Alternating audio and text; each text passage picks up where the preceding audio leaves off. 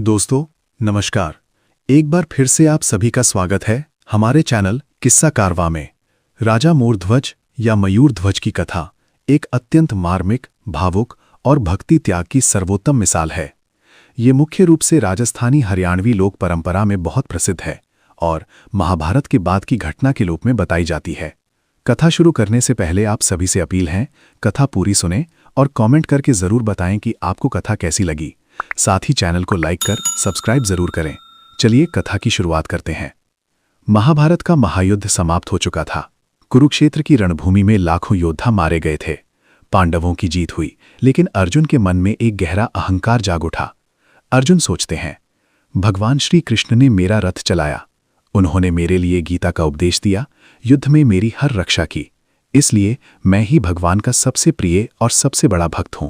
दुनिया में मुझसे बड़ा कोई भक्त नहीं। ये बात श्री कृष्ण की समझ में आ गई थी कि अर्जुन को अहंकार हो गया है।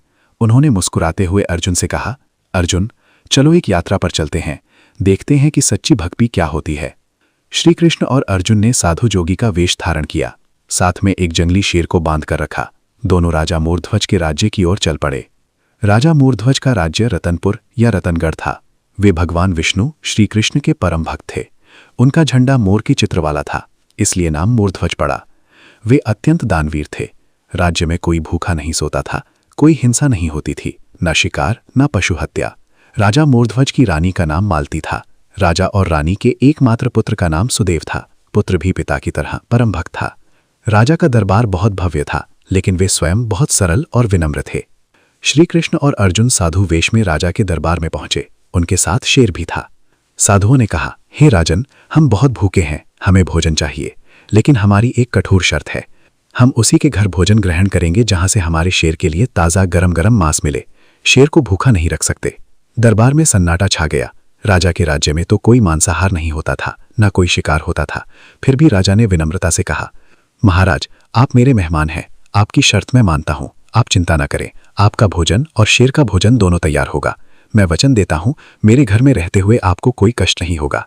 राजा अंदर गए। रानी से बोले, रानी दो साधु आए हैं, शेर के लिए ताज़ा मांस चाहिए, लेकिन हमारे राज्य में तो ऐसा कोई प्रबंध नहीं, क्या करें। रानी ने आंसू भरी आंखों से कहा, महाराज आपने वचन दे दिया है, वचन टूटना बड़ा पाप है। हमारे पास एकमात्र पुत्र है सुदेव। यदि मेरे पुत्र का आधा शरीर शेर के लिए चढ़ जाए और आधा साधुओं के भोजन के लिए, तो क्या आप तैयार हैं। राजा स्तब्ध रह गए, लेकिन बोले, रानी यदि भगवान की भक्ति में इतना त्याग भी करना पड़े तो मैं तैयार हूं। पुत्र सुदेव से पूछते हैं। राजा ने पुत्र सुदेव को आधी रात में बुलाया, सारी बात बताई। सुदेव ने मुस्कुराकर कहा, पिताजी आपने मेरे लिए क्या नहीं किया। आपने मुझे जन्म दिया, पाला पोसा, संस्कार दिए। यदि मेरे इस शरीर से आपके वचन की रक्षा हो सकती है, मेहमानों की सेवा हो सकती है और भगवान की भक्ति सिद्ध हो सकती है, तो मुझे कोई आपत्ति नहीं। मैं स्वयं तैयार हूँ।